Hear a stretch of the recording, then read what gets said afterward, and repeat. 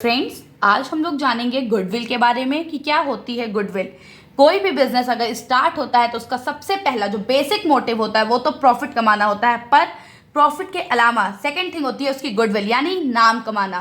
कोई बिजनेस करता है तो वो चाहता है कि उसका नाम हो, क्योंकि अगर उसका नाम अच्छा होगा तो उससे उसका बिजनेस बढ़ेगा, जिससे कि उसको ज्यादा प्रॉफिट होगा। तो गुडविल जो है वो गुड नेम या रेपुटेशन ऑफ द बिजनेस होती है, जो कि वो बिजनेसमैन कोई प्रमोशन से नहीं कमाता है, अपने हार्ड वर्क और ऑनेस्टी से कमाता है। यानी जो ओनर है फर्म का, वो अपने hard work, honesty, good quality of the product, इन सब के माध्यम से जो है वो गुड नेम, वो रेपुटेशन को अर्न करता है। और यही जो एक अच्छी रेपुटेशन है, यानी ये जो गुडविल फर्म ने बना ली है, इसी से जो है उसे एक अच्छा अर्न करने को मिलता है प्रॉफिट, यानी एक हायर प्रॉफिट अर्न करने को मिलता है इन कंपैरिजन उस किसी दूसरे सेम ट्रेड को करने वाले बिजनेसमैन से। Goodwill means the good name or the reputation earned by a firm through the hard work and honesty of its owner. उसकी ओनर की ऑनेस्टी और हार्ड वर्क से कमाए हुए नाम को ही हम, गुड नेम को ही हम गुडविल कहते हैं। Goodwill is the value of the reputation of a firm which enable it to earn higher profit in comparison to the normal profit earned by the owner other firm in the same trade.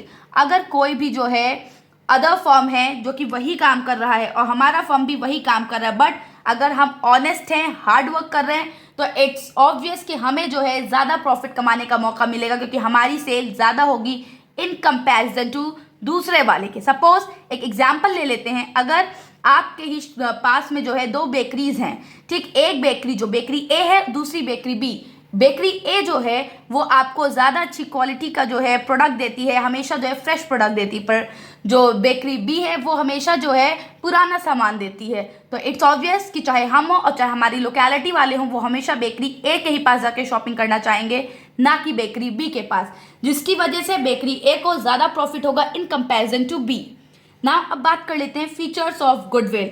Goodwill is an intangible asset. Intangible assets वो होते हैं जिन्हें हम देख नहीं सकते, जिन्हें हम टच नहीं कर सकते, बट वो एग्जिस्ट करते हैं। इसी तरह जो गुडविल होती है उसे हम देख नहीं सकते, टच नहीं कर सकते, बट वो एग्जिस्ट करती है।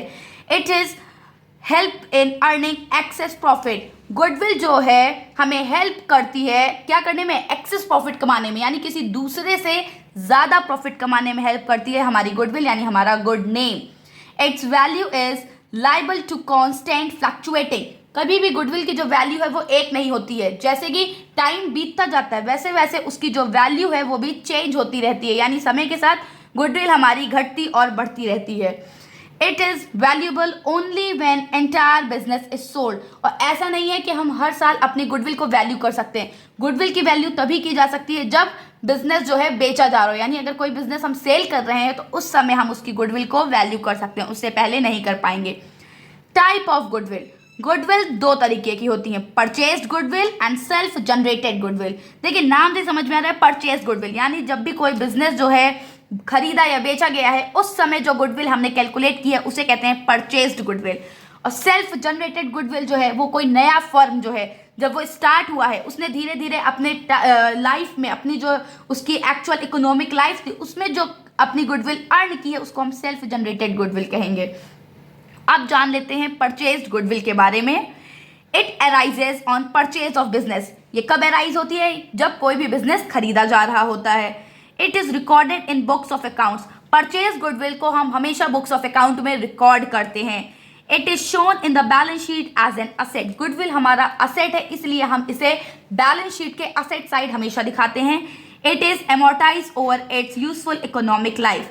एमोर्टाइज का मतलब होता है डेप्रिसिएशन। जो भी इंटैंजिबल असेट्स डेप्रिशिएट होते हैं उनके लिए वर्ड एमोर्टाइज्ड यूज होता है। तो जो गुडविल है वो टाइम टू टाइम अपने इकोनॉमिक लाइफ में एमोर्टाइज होती है, यानी डेप्रिशिएट होती है। अब बात कर लेते हैं जनरेटेड गुडविल की।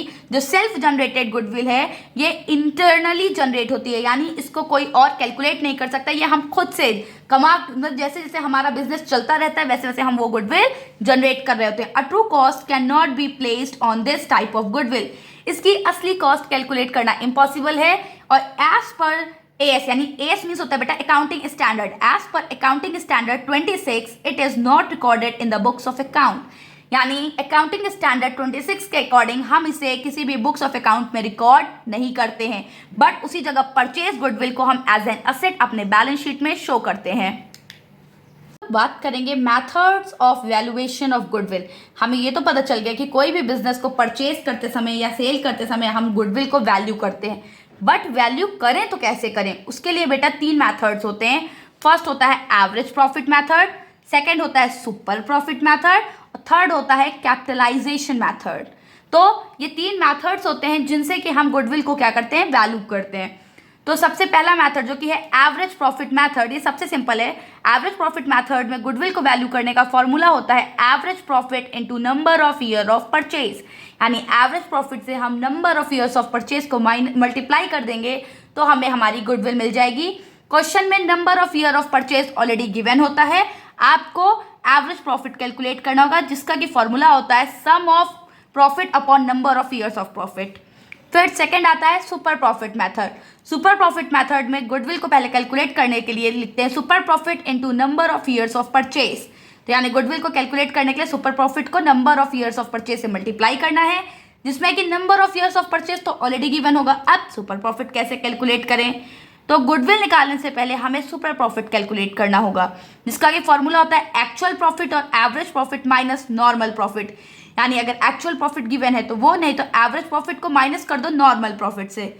इसके लिए भी हमें पहले कैलकुलेट करना पड़ेगा नॉर्मल प्रॉफिट। नॉर्मल प्रॉफिट का फॉर्मूला होता है कैपिटल इन्वेस्टेड, जिसे कि हम कैपिटल एम्प्लॉयड भी कहते हैं, into normal rate of return, जिसे हम NRR कहेंगे, अपॉन 100, यानी capital invested into normal rate of return upon 100।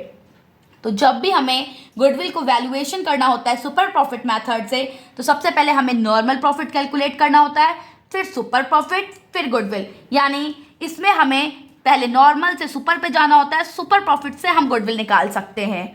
उसके बाद third and the last is capitalization method. Capitalization method में भी 2 मेथड्स होते हैं। एक होता है capitalization by average profit method, दूसरा होता है capitalization by super profit method.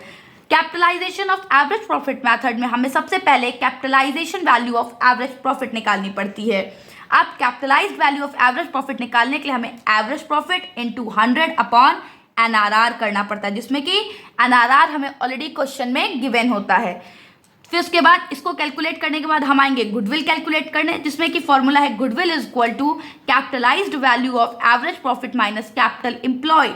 Capitalised value of average profit अभी हमने ऊपर कैलकुलेट की थी average profit into 100 upon NRR से।